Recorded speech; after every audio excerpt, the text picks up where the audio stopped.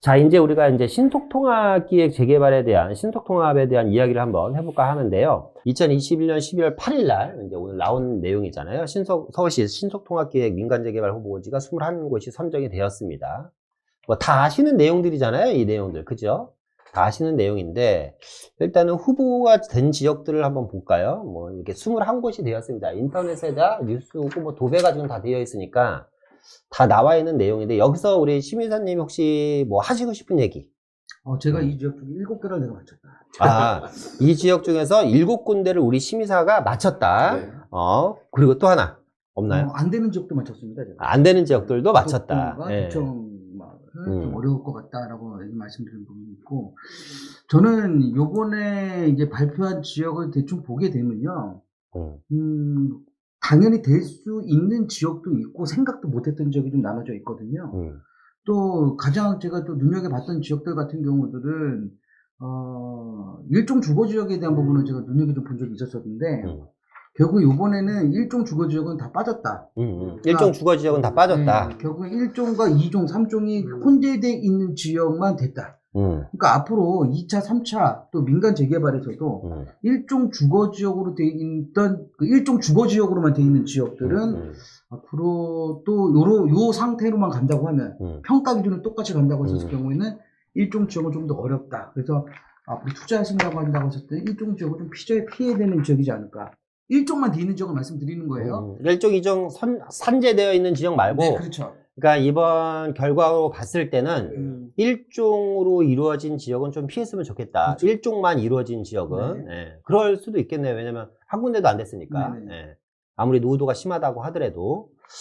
일종 주거 지역이 노후도가 다 심하거든요. 사실. 어떤 지역이 안 된 것 같아요? 어떤 지역이? 이번에 이제 102곳이 이제 102곳 중 59곳 대상이 선정해서 개최가 됐고 21곳이 발표됐고 결과적으로 81곳이 안 됐잖아요. 네. 안 된 지역은 뭐 어떤 이유가 있을까요? 이 지역들도 다 노후도는 다 맞춰졌을 텐데. 그렇죠. 예. 일반적으로 우리가 재개발 얘기하면 가장 첫 번째 기준점 잡는 게 노후도고요. 노후도고 재개발이라는 건 누군가는 거기 와서 지워줘야 되잖아요. 누가 이제 시행사가 지워줘야 되고 하다 보면 건설사나 이렇게 사업성이 나와서 돈이 되는 지역이어야 되는 거거든요. 네. 돈이 안 되는 지역, 뭐 지방 어디 시골에다가 재개발 해주지 않잖아요.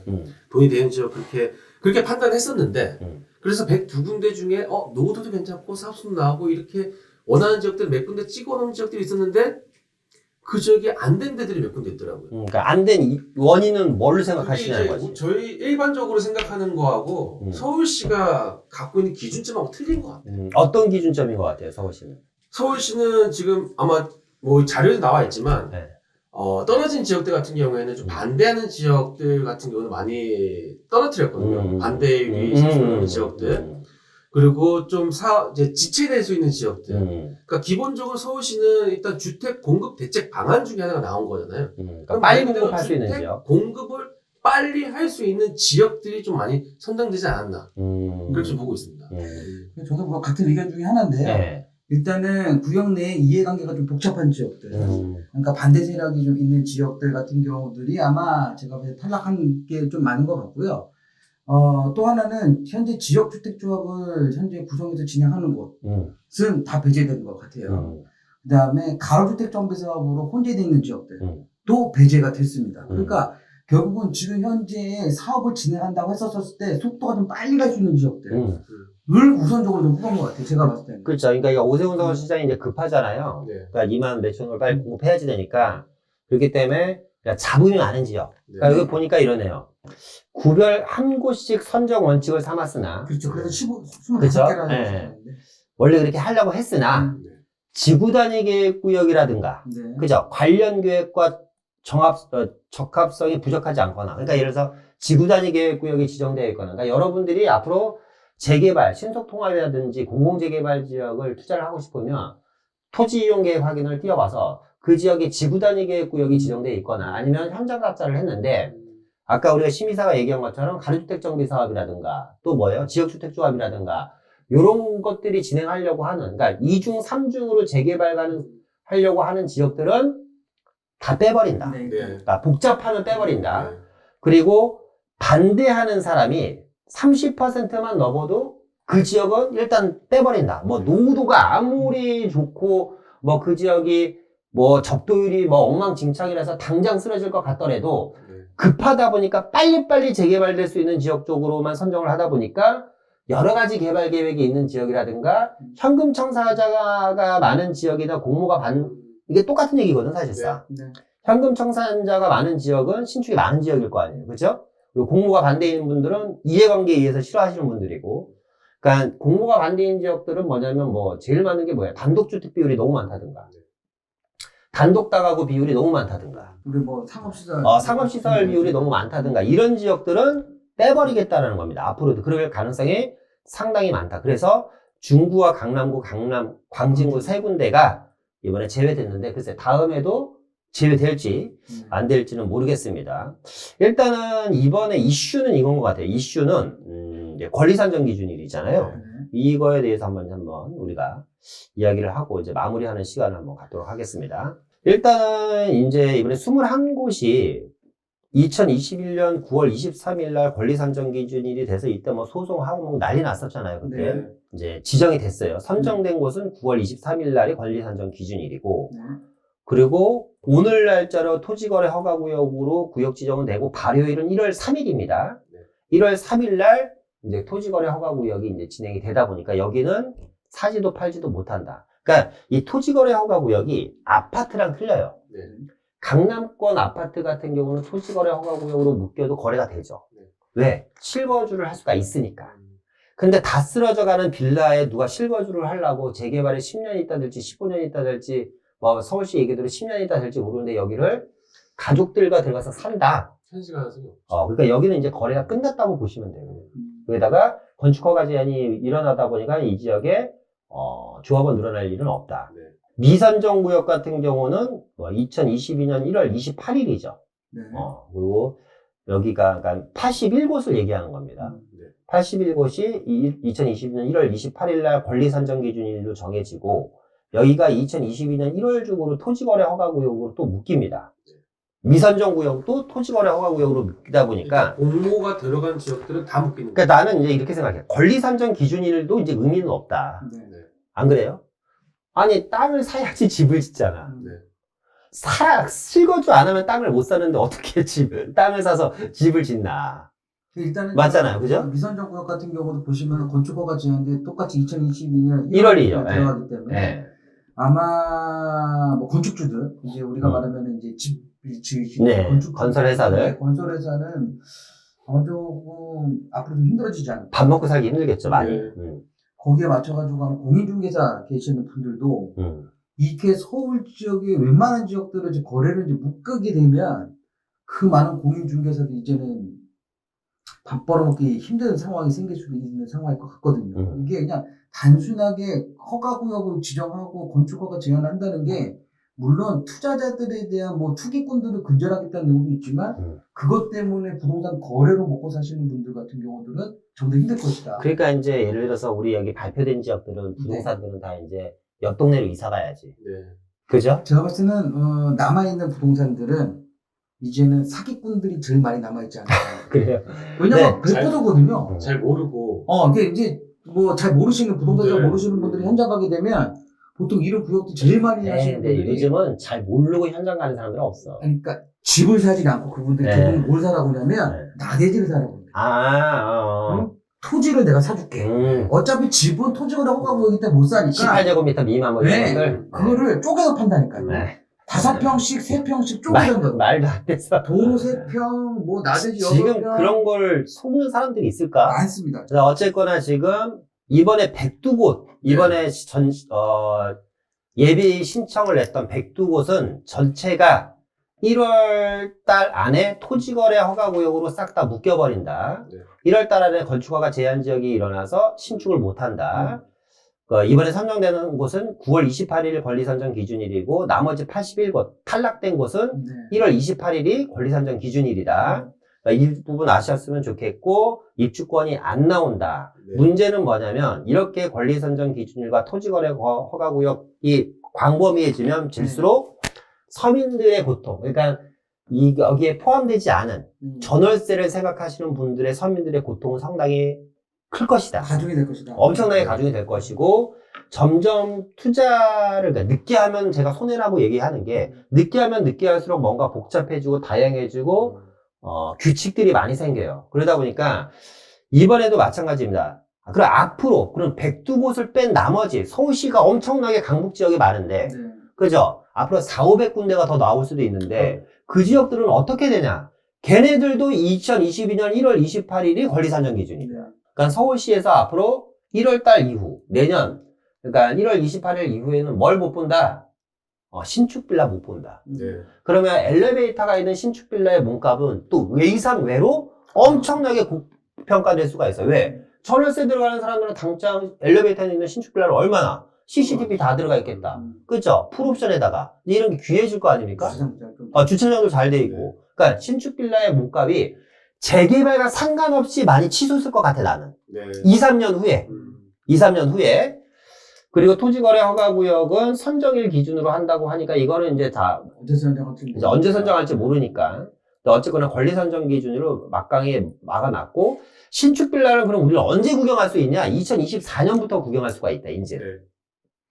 2년 동안은 신축 빌라 공급을 못한다. 제가 이거 내용을 아까 전에 좀 눈여겨서 좀 봤는데요. 네.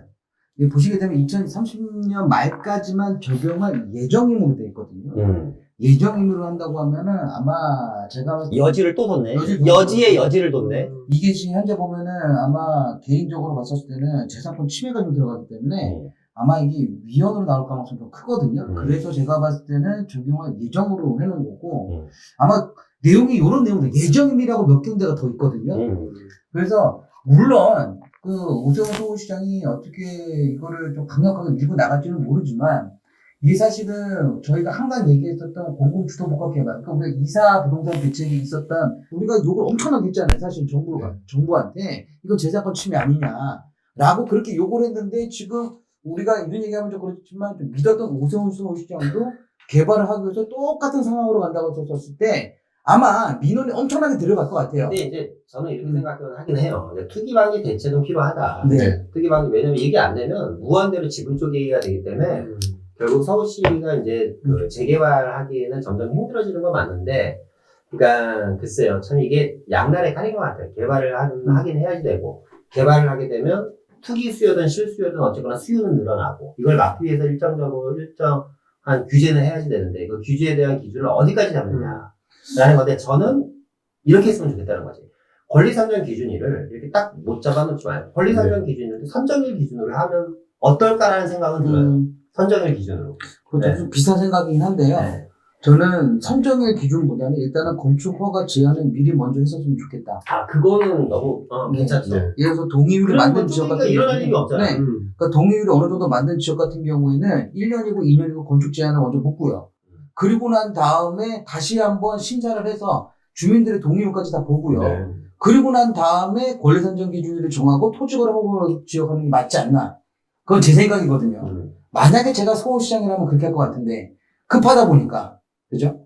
이렇게 되면은 투기꾼이 들어가기 좀 어렵거든요. 투자자 들어가기 어렵고. 미안한데 잠깐만요. 우리 지금 소리가 작다라는 게 우리 심사님 목소리가 작다라는 건가요? 아니면 전체적인 목소리가 작다라는 건가?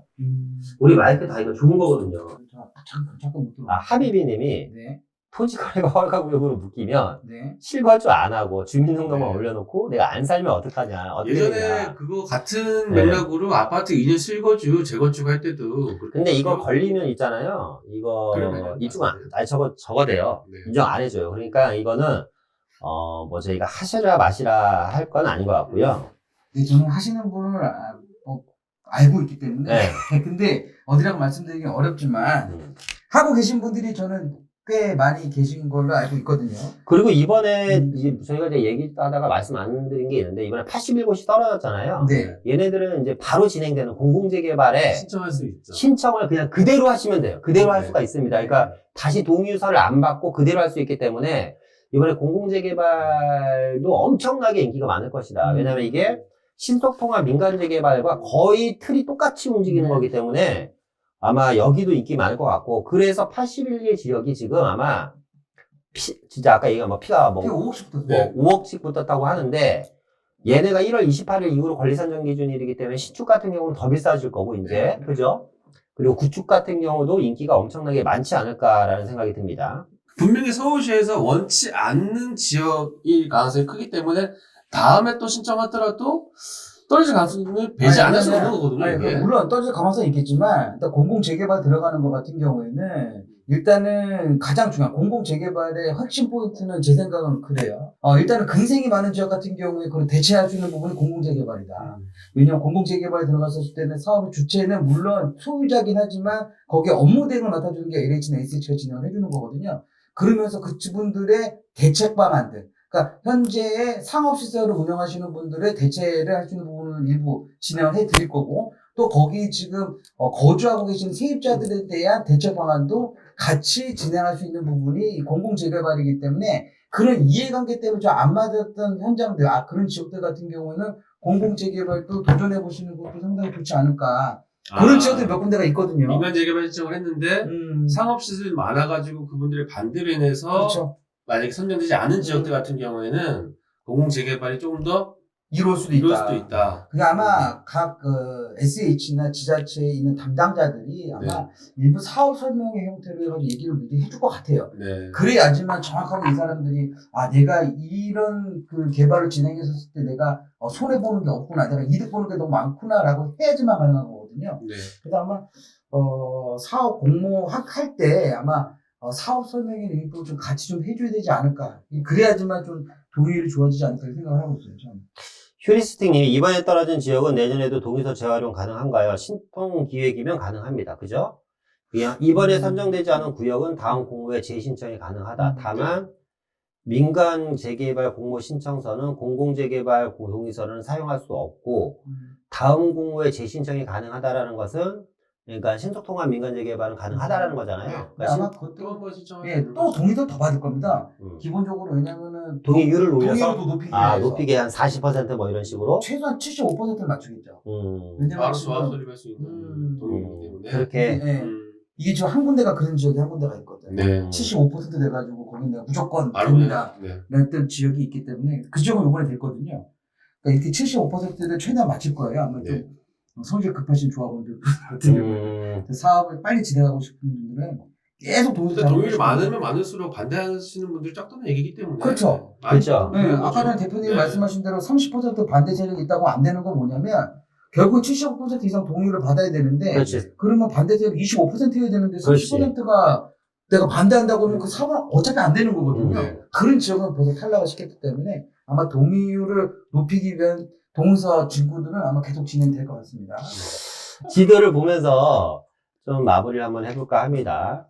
일단 종로구 창신동 23번지 순인동 56번지 일대잖아요. 여기가 토지 등 소유자가 700명 정도 되고 뭐 창신역 위아래 쪽이고 아래쪽은 이제 동대문이잖아요. 뭐 이 지역 뭐 크게 뭐 보면서 혹시 뭐 하실 얘기들이 있나요? 청파동 지역 뭐 이런 지역들? 뭐 창신동, 순이동 같은 경우에는 개발이 안 되는 게 더 이상한 지역들 중에 하나. 여기가 이제 대표적인 도시재생 사업고요. 이거는 무조건 개발이 될 수밖에 없던 지역을 그렇게 꾸역꾸역 거기다가 뭐 소화기 집어넣고서는 붓질 좀 해놓고서는 그거를 살라고 하시니까 좀 어려운 부분이 있었는데 그렇습니다. 제가 봤을 때는 지금은 떨어진 분이 이낙연 후보가 사실 국회의원을 계셨던 지역이거든요.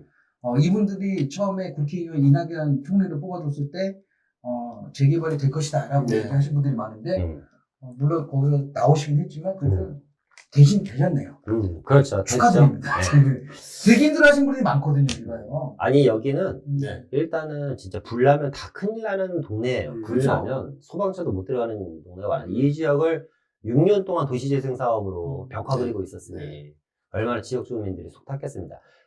자, 용산 청파동 2구역인데요. 여기에서 좀 의아한 건 서계동이 안 됐다라는 거. 네, 서계동 같은 경우는 지구단위 계획이 잡혀 있어가지고. 그러니까 여기가 앞서 얘기했던 것처럼 청파동에 비해서 월등히 입지라든가 노후도나 접도율은 훨씬 더 좋은데 서계동이 안 된 이유는 여기가 지구단위 계획구역으로 잡혀 있다 보니까 뺐다. 그러니까 여러분들이 되게 중요한 겁니다. 지구단위 계획구역이 있는 곳은 안 될 확률이 상당히 많다. 이 청파 2구역이 공공신통재개발 전체에서 면적으로는 두 번째로 많습니다. 큽니다, 여기가. 저는 이 용산 지금 청파 2구역 있잖아요. 21군데 지역들 중에 저 지역을 지금 가지고 계신 분들이나 투자하신 분들이 가장 이 기쁨이 클 것 같아요. 만족도가, 왜냐면 투자 만족도가. 용산이라는 지역은 그렇지. 우리가 재개발에 대한 불필신이라고 하는 왜냐면 그런 용산은 모두가 다 재개발이 한남동밖에 없잖아. 없어. 한남 그치, 뉴타운. 한 군데밖에 없죠 지금. 근데 한남동은 넘사벽이고. 그렇죠. 응. 근데 지금 정말 처음으로 그것도 되게 소액으로 다 투자하신 분들일 거 아니야. 엄청 소액이었겠죠. 그죠? 투자금 뭐 1억 네. 미만도 많으실 거고, 가장 1억대. 희열을 많이 느끼시는 분들이 아마 청파 이구에 계신 분들이 그럴 수도 있겠네요. 네. 그래서 요 동네에서 용산 얘기 나온 김에 아까 우리가 이제 소액 투자 얘기 많이 또 네. 했잖아요. 용산 쪽에 좀 투자를 바라본다면, 네. 뭐, 저는 요런 데 한번 봤으면 좋겠다. 여기가 어디가 있겠어요? 청파동 말고. 간단하게. 저는 시간이 많이 청파동 말고요. 됐으니까. 일단 너무 비싸면 못해요. 네. 그렇다고 안 하시지 마시고요. 좀 저렴한 지역. 저는 네. 후암동 쪽 한번 들어가 보시면 아, 좋을 것 같습니다. 동호암동? 네. 동호암동 지금 계속 뭐 동의서 걷고 있고, 네. 그런 이번에 이제 지역. 된다고 신청한다고 준비하고 뭐 있습니다. 동호암동 저도 괜찮게 봅니다. 우리 네. 심사님. 저는 그래도 물론 재개발적 투자하시는 것도 나쁘진 않은데요. 저는 시세 차익을 좀 본다고 하면은 전 원효로 3가 4가일 때 있는 오피스텔도 나쁘지 않을 것 같다. 저도 마찬가지인데, 뭐, 꼭 용산은 다 좋아지는 거니까, 뭐, 빌라만 보실 필요는 없고, 국제업무지구 주변에 네. 아직 소액 투자할 것들이 많거든요. 네. 뭐, 그런 것들 한번 위주로 관심 가지셨으면 좋겠고, 뭐, 후암동도 괜찮다. 네. 마장동에 이제 328번지, 여기가 이제 세림 아파트 재건축 네. 대상이고, 이쪽이 이제 그, KT 부지인데, 마장동은 지금 보시면, 여러분들이 마장동 요 지역은 어차피 투자 못 하잖아요. 그죠? 많은 분들이. 그런데, 저희 아래쪽에 사근동 있죠. 네. 사근동도 조만간 네. 여기도 불타오를 것 같습니다. 아직 소액 투자가 가능한 지역이기 때문에 네. 마장동을 놓치신 분들은 이 사근동이라든가 지도상에서는 안 나오고 있지만 청계천 아래쪽 마장동 있잖아요. 네. 청계천 아래쪽에 있는 마장동도 한번 관심 가졌으면 좋겠고, 청량리 19번지 일대 여기는 뭐 이 지역이 전체가 거의 뉴타운식으로 지금 재개발되는 겁니다. 이 지역들이. 그래서 여기는 사실상 더 이상 투자할 곳이 없다. 요 동네에서 보려면 청량리동에서 좀 한 블록 벗어나서 제기역 주변에 네. 용두동이나 용답동 쪽, 네. 요쪽도 여기역은 용두동, 용답동은 아직 소액 투자로 1억 이하 투자가 가능한 지역이기 때문에 그런 지역 한번 보셨으면 좋겠고, 면목동이나 상월공역 뭐 여기에서 뭐 추가적으로 면목동 일대는 상당히 많이 좋아질 것 같아요. 제가 봤을 때. 앞으로 GTX도 들어가고 네, 상공역 쪽에 상공역도 들어가고, 현재 그 면목동 일대는 여기는 이제 민간 재개발로 진행을 하고 있지만 지금 현재 그 주변 일대는 좀 더 공공 주도 복합 개발 네, 다 진행하고 있는 지역들이거든요. 이쪽이 그래도 공공 주도 복합 개발하는 것 중에서도 그래도 좀 호응도가 좀 높은 지역들입니다. 대상지 지금 인근 주변이 거의 대부분 묶여 있거든요. 요 주변이 다 지금 공공주도 복합사업으로 네. 네, 그럼 여기도 어마어마한 대규모 아파트 단지가 들어갈 수도 있겠네요. 그러니까 이게 되기만 한다면. 되기만 한다면. 이 중랑구가 예전에는 진짜 우리나라는 서울에서 가장 싼 동네 중에 하나 있었었는데, 이제는 조금 이제 주거지로서 급부상할 수 있는 지역 중에 하나다. 근데 자체적으로 개발은 다 어려웠던 지역들이에요. 결국에는 이렇게 공모 아니면 정부에서 주도하는 사업에 따라서 좀 변할 지역 중에 하나. 하월곡동 같은 경우에는 사실 저는 여기가 굳이 왜 되나 이렇게 생각했었거든요. 왜냐면 성북구에 할 데가 너무 많았었거든요. 그렇지. 그냥 성북구는 재개발 밭이잖아, 그냥. 그러니까 네. 11군데 근데 내가 봤을 때 여기는 그런 것 같아. 종상형이 가능하고 일단은 네. 입지가 좋아. 초중고등학교가 있고 또 하나는 반대가 생각보다 많지 않지 않았을까. 그게 포인트일 수도 있겠네. 네. 전부 다 원하시는 분들이 많이 그렇지. 밀집되어 있는 곳이. 그래서 쟁쟁한 장인뉴타운을 제끼고, 그렇죠. 그죠? 네, 정말 성북구 하면 1위가 장인뉴타운이잖아. 네. 장인뉴타운을 제끼고 하월곡동이 되지 않았을까. 아마 장인뉴타운 11구역이 아까 이사님 말씀하신 대로 상가 쪽 위주의 반대 세력들이 있어서 거기 같은 경우에는 이번에 공공재개발 신청 들어갈 가능성이 상당히 많이 있겠네요. 그러니까 공공재개발에서 한번 떨어졌잖아요, 그 친구들이요. 네. 다시 한번 제도도는 하지 않을까. 그럴 수도 있죠. 네. 난 정릉 6구역인가 거기가 될 것 같았는데. 그렇지. 정릉도 네, 마찬가지로 네, 좀 네. 쟁쟁한 후보 중에 거기는 원래 하나였죠. 재건축하려고 노고도 다 맞춰져 있거든요. 네. 근데 거기가 안 되고 저희가 되는 거. 우리 여기 강북구 수유동 170번지일 때는 이제 수유역 위쪽이고 강북구청 북쪽 지역으로 여기가 이제 먹자골, 저는 여기도 참 의아하긴 한데, 정말 의아하게 여기가 될까라는 규모도 생각을 작아요. 했는데, 규모도 되게 작고, 네. 조합원 139명이고, 사실상 이거는 재개발 대상이 아니라 가로주택 정비 사업 대상이거든. 가로주택이죠. 네, 이건 딱 정확하게 가로주택 정비사업 대상인데 어쨌거나 여기가 대면 이 가오리역 북쪽 지역이 됐어야 되는데 이 가오리역 북쪽 지역은 사실상 거기가 빨래골 아닙니까? 예, 빨래골 여기 화계사 쪽, 네. 화계사 쪽인데 여기는 이제 신축이 너무 많아. 네. 사실상 그래서 이 북쪽 지역은 사실 살기는 주거 환경은 열악한데 좀 신축이 많아서 좀 힘들지 않을까라는 생각이 들고 쌍문동 지역이 이제 한일병원 주변 지역 네. 이제 진행이 된 거고 상계동도 마찬가지죠. 여기도 이제 뭐 두 번째로 큰 면적이고 상계역 아래쪽 지역이고 여기가 이제 거의 상계 뉴타운과 바로 인접돼 있죠. 그러니까 상계 뉴타운에 포함됐다고 생각해도 될 정도로 그냥 매머드급. 여기 노도가 상당히 심하더라고요. 조금. 개인적으로 저 동북권 지역 중에서 노원 상계동이 앞으로 어마어마해질 거라고 생각합니다. 어마어마해질 거라고 진짜. 사실 최근까지도 사실 이런 상계 뉴타운이라든지 투자 금액이 그 뉴타운 지구 중에 가장 저렴한 저렴했죠. 예. 상계 뉴타운이었었는데 지금은 피가 아니라 이제 우리가 실제 거래될 수 있는 금액이 한 8억대 정도 되거든요. 그렇지. 실제 내 돈이 8억 정도 들어가야지. 네, 그 정도 들어가야 되는 상황까지 벌어지고 있는 상황인데 거기도 상계 5동 들어가고 또 4호선 연장 듣고 계속 들어가잖아요. 그렇지. 돌고 지역에서. 네. 그리고 이제 뭐죠? 동북선이 개통. 제일 중요한 건 동북선이 개통되니까. 당국이에요. 네. 계속 이제 또 연결이 되기 때문에 예전에는 서울의 끝에 자락이라고 생각했었거든요. 근데 이제는 이제 반대로 서울의 맨 초임이 될 수 있는. 이게 상계동 쪽에 노원 상계동이 가장 큰 취약했던 점이 교통이잖아요. 나오기 너무 힘들었단 말이죠. 차 많이 막혀서. 그렇죠. 근데 이제 동북선에 들어와 버리면 지금도 왕십리까지 막히긴 하는데 이제 여기가 창동 개발이 진짜 본격적으로 이루어지면서 안 나와도 되는 도시로 바뀌는 거예요. 그렇죠. 판교처럼. 네. 이해되시나요? 자급자족 주셔가지고 쓸 수 있는 거. 불광동 600번지 일대 요 동네도 저는 개인적으로 의아합니다만. 이 동네 너무 개발이 많은 거 아니에요? 은평구 쪽 은평구 불광동은 이제 재개발의 밭이 돼버렸어요. 그러니까요. 안 하는 지역을 찾기 힘들 정도로 하는 곳이 더 많아요. 말 그대로 금평구. 네. 금평구가 돼버렸다, 지금. 서대문구 홍은동은 이제 내부산도로 북쪽 지역이죠. 홍은초등학교 위쪽 지역. 여기도, 요 지역은 뭐 재개발이 원체, 안 됐던 동네인데. 이것도 제가 맞춘 지역입니다. 아, 그래요? 네. 어떤 의미에서 맞췄나요? 어떤 식으로? 여기가 원래 구역이 지정될 때 해지된 지역이거든요. 그래서 사실 일부 위쪽에는 지금 지역주택조합을 하고 있죠? 하고 있죠. 지금 하고 있고. 공사하고 있잖아, 않나? 그게? 하고 있죠. 그러니까, 그리고 아까 그 짓고 있잖아. 옆에 그 대상지 옆에 지역 같은 경우에도 재개발에 들어가서 두산이 들어가고 두산에. 물론 교통은 안 좋습니다. 그렇지. 솔직하게. 네. 그 제가 예전에 그 바로 옆에 있는 동원 아파트를 제가 이제 분양돼 있었기 때문에 이 지역을 잘 아는데 산 위에 저 산이 완전 고바이거든요. 알아요. 예, 두산 아파트 20층 정도 높이가 동원 아파트 2층 높이랑 똑같아요. 그만큼 고바에 돼 있는 지역인데 여기 우리가 많이 알고 있는 그 옛날 백종원 그 아저씨가 가서 했던 거 있잖아요. 무슨 포방터 시장 네. 그 일대거든요. 그렇구나. 네. 그래서 그래요. 여기는 개발이 안 될 수가 없어요. 너무 고바이야. 네.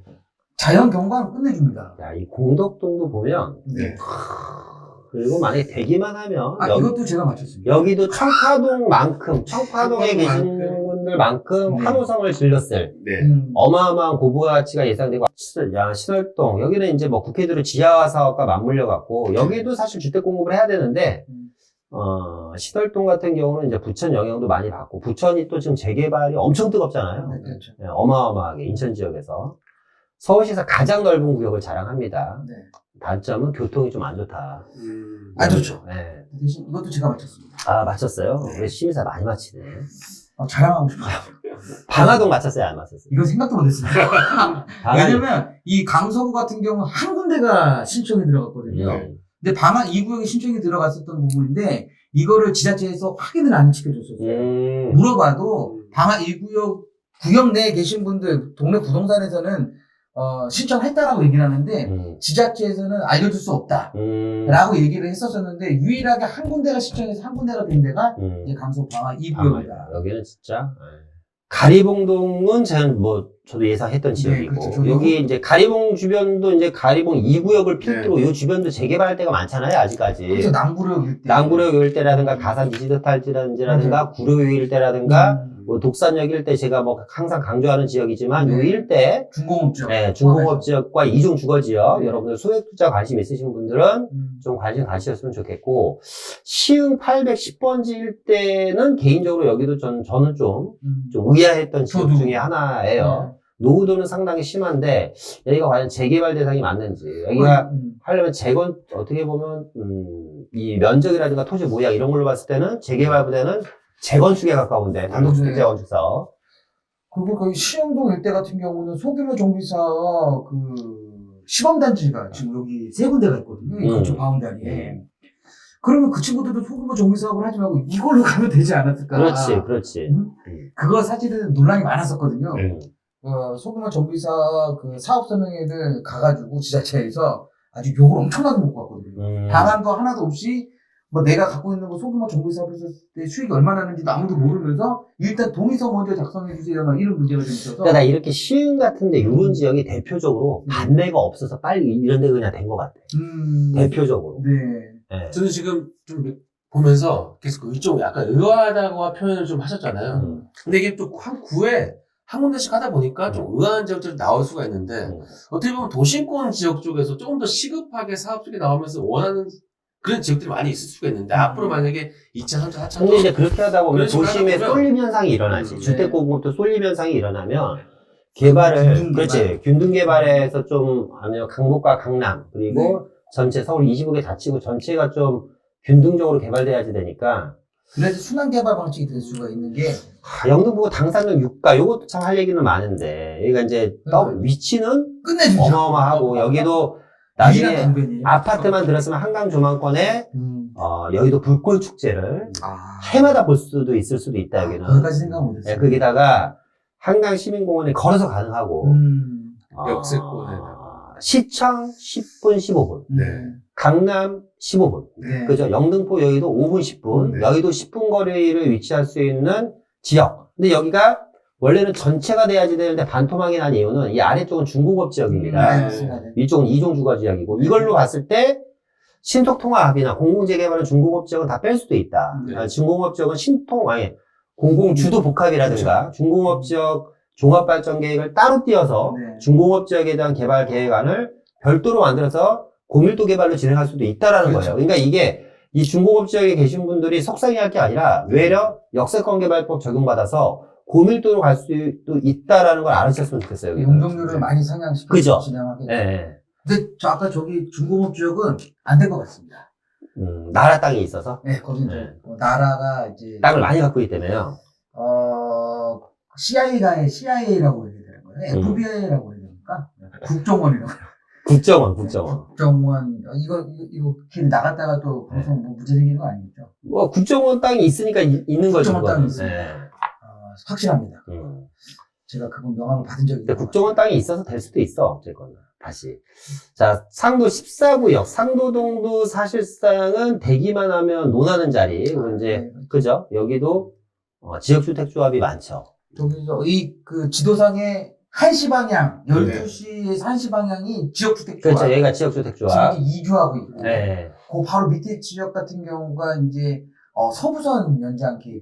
서부선이 이제 들어오게 되면서 교통이 좀 더 좋아지는 그 입지에 있는 거라 요것도 제가 만든 동영상에 보게 되면 그 여의도 개발했다는 수혜 지역 중에 하나가 이제 상도동. 우리 사람들이 우리 시민아 동영상만 봤어도 돈 엄청 벌었겠구나. 그러니까요. 근데 제 동영상에 조회수가 많이 안 나옵니다. 왜 그럴까요? 돈을 이렇게 많이 벌게 해주는데.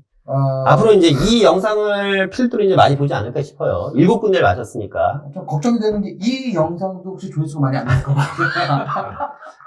안 나오면 할 수 없는 거고. 이건 나오겠죠. 이건 나올 거라고 보고 있습니다. 예, 관악구 신림동 7구역. 뭐 빨리빨리 볼까요, 그냥? 이게 다 끝났구나, 이제. 신림 7구역 같은 경우 뭐 난곡 지역이잖아요, 여기가. 그죠? 예. 1종과 2종이 섞여 있는 지역이고, 마천 5구역은 거의 마천 뉴타운에서 이제 끝자락이고. 이게 좀 안타까워요, 저는. 왜? 2구역이 저는 될 거라고 생각해요. 2구역이 될 줄 알았는데. 5구역 교통이 별로 안 좋거든요. 2구역 교통이 좋아서 반대가 많아요. 네. 왜냐, 그럴 수도 있어. 근데 거기를 대신 준주거지가 왜냐면, 있어서. 봐봐. 2구역 같은 경우는 주변에 아파트 다 생기면, 그냥 상권 만들기 진짜 좋은 자리거든. 네, 물론 그런 것도 있지만, 사업성이 상당히 좋게 나오거든요. 준주거 지역이 있어가지고, 이거 제가 2,000세대 넘게 나올 수도 있어요. 규모도 작을 수도 있는데 그런 걸로 본다고 했을 때 저는 정부 차원에서 봤을 때 공급을 많이 해줄 수 있는 곳에 들어가지 않을까라고 저는 그래서 생각을 했는데 용적률을 높일 수 있는 곳은 그랬는데 그러면 거기는 더 큰 그림이 있을 수도 있죠. 이 구역 주민들이 실망 안 하셔도 될 만한 그림이 있을 수도 있어요. 그렇죠. 상업지로 종상행을 시켜주려고 그럴 수도 있는 거지. 그 지역을. 나는 그럴 수도 있다고 봐요. 네. 기대하고 있습니다. 네, 그리고 천호 뉴타운 쪽 주변에 여기도 위치는 깡패죠. 입지 깡패. 네, A-1-2구역. 네. 여기도 재개발을 해야 될 이유는 모르겠어요. 가로주택 정비 사업 딱 블록인데 어쨌거나 재개발로 274명 조합원. 사업성은 엄청나게 많이 높을 것 같습니다. 이 지역도. 자, 이렇게 해서 오늘 장시간 거의 1시간 50분에 걸쳐서 시청자 여러분들과 이야기를 나눴는데 오늘 시청자 여러분들 간만에 저희가 여러분들과 함께 한번 공유하는 시간을 가졌습니다. 여러분 어떠셨는지 모르겠는데요. 마지막으로 한마디씩만 하고 끝내볼까요? 네, 우리 김영관 부장부터. 저는 앞으로 지금까지 관심 없었던 분들이나 뭐 관심을 가졌는데 이제 잠깐 뭐 너무 핫해가지고 최근에 뭐 2, 3년 동안 급속도로 관심 가지신 분도 계시거든요. 근데 그러지 말고요. 부동산은 앞으로 평생 이제 나와 함께 가는 배우자처럼 이제 뭐 너무 단기간에 이렇게 하시려고 하지 말고 꾸준히 시간을 가지고 여유를 가지고 좀 공부하시면서 관심 가지시면 좋은 기회가 저는 갈 것 같습니다. 그래요. 우리 심의사님. 저는 그래. 오늘 주제가 이제 신도통합 민간재개 후보 지역 21곳 나왔잖아요. 저는 이 내용을 보면서 또 다른 풍선 효과가 나올 것 같다. 서울의 재개발 구역을만 투자하는 것도 물론 되게 좋긴 하지만, 서울의 재개발의 투자가 조금 어려워지는 부분이 좀 생길 수도 있는 부분으로 좀 생각하고 있거든요, 앞으로. 그런다고 했을 때는 서울에 인접되어 있는 지역들, 아까 전에 잠깐 말씀해 주신 부천이라든지 소사라든지 안양, 뭐 우리가 말하는 구리, 하남 일대의 재개발 구역들이 아직까지도 많이 존재를 하고 있거든요. 수원도 있고. 그렇죠. 그런 지역 같은 경우가 이제 풍선 효과가 좀 나오지 않을까. 일리 있어. 저는 그거에 아마 오늘 방송 보신 것 중에 아마 그게 가장 중요한 부분이지 않을까. 저희가 마지막 인사를 하고 중간에 나가신 분들은 조금 피해를 보지 않을까. 이게 제일 중요한 거거든요. 분명 풍선 효과가 나올 것 같다. 일단은 신속통합 민간 재개발 공공주도 조공 재개발 사업의 대흥행을 사람들이 눈으로 목격했기 때문에 수도권 지역들도 많이 퍼져나갈 것이다 라고 지금 예상을 하고 있네요. 일단 저는 그냥 이렇게 마무리해 드릴게요. 오늘 저희가 어떻게 보면 이제 라이브를 정말 오래간만에 했는데 그래도 많은 분들 늦은 시간까지 함께 해주셔서 감사하고요. 건강하시고 새해 복 많이 받으시길 바라고요. 일단은 부동산 시장은 1위 1비하는 상품이 아닙니다, 여러분. 그러니까 일단 내가 가고자 하는 방향이 있다면 그 큰 길로 뚜벅뚜벅 여러분들이 물론 이제 많은 공부는 필요합니다만 여러분들의 신념을 가지고 가셨으면 좋겠고 마지막으로 드리고 싶은 이야기는 제가 방송에서 정말 많이 얘기하고 있거든요.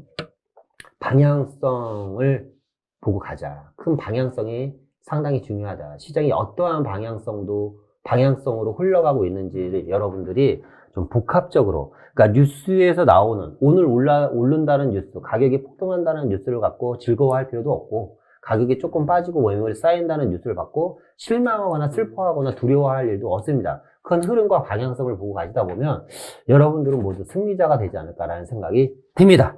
자, 이상 마치고요. 시청자 여러분 새해 복 많이 받으시길 바라겠습니다. 저희는 내년에 신년에 라이브에도 많이 들어오셔서 응원의 글 많이 남겨주시기 바라고 여러분들이 눌러주시는 좋아요와 구독은 저희에게 정말 큰 힘이 됩니다. 다음에 더 좋은 영상으로 찾아뵙도록 하겠습니다. 감사합니다.